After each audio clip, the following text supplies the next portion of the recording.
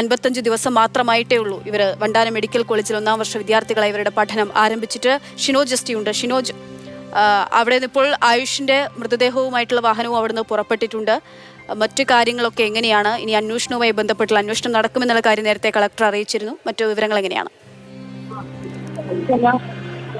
പക്ഷേ അത് തന്നെ പൊതുദർശനം പൂർത്തിയായി കഴിഞ്ഞു. എല്ലാവരുടെയും മൃതദേഹം അവരുടെ വീടുകളിലേക്കൊക്കെ തന്നെ മടങ്ങിക്കഴിഞ്ഞു. അന്വേഷണം നടക്കുമെന്ന് നേരത്തെ ജില്ലാ കളക്ടർ വ്യക്തമാക്കിയതാണ്. അല്പം മുമ്പ് മന്ത്രിയുമായി സംസാരിക്കുമ്പോഴും മന്ത്രിയും അത് തന്നെയാണ് പറഞ്ഞത്. കൃത്യമായ രീതിയിലുള്ള അന്വേഷണവുമായി ബന്ധപ്പെട്ട് ഉണ്ടാകുമെന്ന് തന്നെയാണ് മന്ത്രി പറഞ്ഞു വയ്ക്കുന്നത്. എന്തായാലും അന്വേഷണങ്ങൾക്കൊക്കെ അപ്പുറത്ത് ഈ ക്യാമ്പസിന് ഒക്കെ നഷ്ടമായത്, നാടിന് നഷ്ടമായത് ഒക്കെ ഒരു ഭാവിയിൽ ഒരു 5 ഡോക്ടർമാർ തന്നെയാണ്. കാരണം ആ രീതിയിൽ പഠിച്ച് മുന്നേറി ആലപ്പുഴ പോലെയുള്ള മെഡിക്കൽ കോളേജ് പോലെയുള്ള ഒരു ആലപ്പുഴ മെഡിക്കൽ കോളേജിൽ നിന്ന് MBBS പൂർത്തിയാക്കണമെന്ന ആഗ്രഹവുമായി എൻട്രൻസ് ഒക്കെ റിപ്പീറ്റ് ചെയ്തെത്തിയ ആളുകളാണ് ഈ 5 പേരിൽ.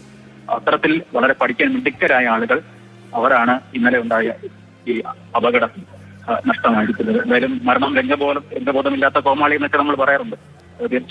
തികച്ചും യാഥാർത്ഥ്യമാണ് എന്നൊക്കെ ഈ നിൽക്കുമ്പോൾ, ഈ പ്രത്യേകിച്ച് ആലപ്പുഴ വണ്ടാനത്തെ മെഡിക്കൽ ക്യാമ്പസിൽ നിൽക്കുമ്പോൾ നമുക്ക് തോന്നിപ്പോകും. കാരണം 2ാമത്തെ നില, അതായത് ഈ സെൻട്രൽ ഹാൾ എന്ന് പറയുന്നത് താഴത്തെ നിലയാണ്. അതിന് മുകളിലത്തെ നിലയിൽ നമ്മളൊന്ന് കയറി കഴിഞ്ഞാൽ അതിന്റെ ഇടവഴികളിലൊക്കെ നിന്ന് കഴിഞ്ഞാൽ ഒത്തിരി കുട്ടികൾ, അധ്യാപകർ ഒക്കെ തന്നെ കണ്ണീരുമായി നിൽക്കുന്നത് നമുക്ക് കാണാൻ കഴിയും.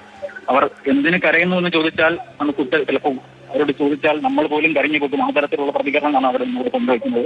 കഴിഞ്ഞ 55 ദിവസമായി മാത്രമെയാണ് അവർ ഈ ക്യാമ്പസിൽ ഉണ്ടായിരുന്നെങ്കിൽ കൂടി 55 ദിവസം അവർക്ക് പലരുമായിരുന്നു, കുടുംബത്തെ പോലെ ആയിരുന്നു, വീട്ടിലെ ഒരാളെ പോലെ ആയിരുന്നു 5 പേരും.